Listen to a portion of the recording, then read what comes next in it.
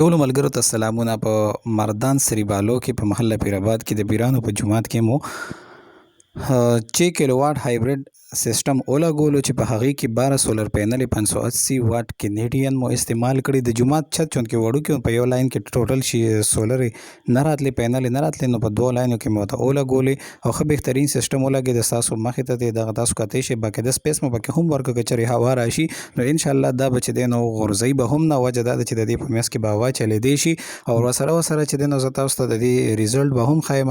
او کور ټچ کمپنۍ انورټر او لیتیم بیټري مو استعمال کړه. دغه ستاسو مخې ته د صفا سوتره الحمدلله کار مو وکړو چې په هغې کې الحمدلله د جومات په دیوال باندې دا سیستم ولګېد. د لوک هم ښه زبردست دی. ورسره د جومات ټوټل لوډ مو آن کړو. الحمدلله تاسو باقاعده کتی شئ چې د جومات ټوټل لوډ چلیږي نو بس همدغه سیستم ستاسو مخې ته دی. د دې ریزلټ هم ستاسو مخې ته دی. انشاءالله دې ته به د واپډې ضرورت نه راځي. ډېره مننه. خوشحاله آباد اوسئ. په الله ګران شئ. یو جهان مننه.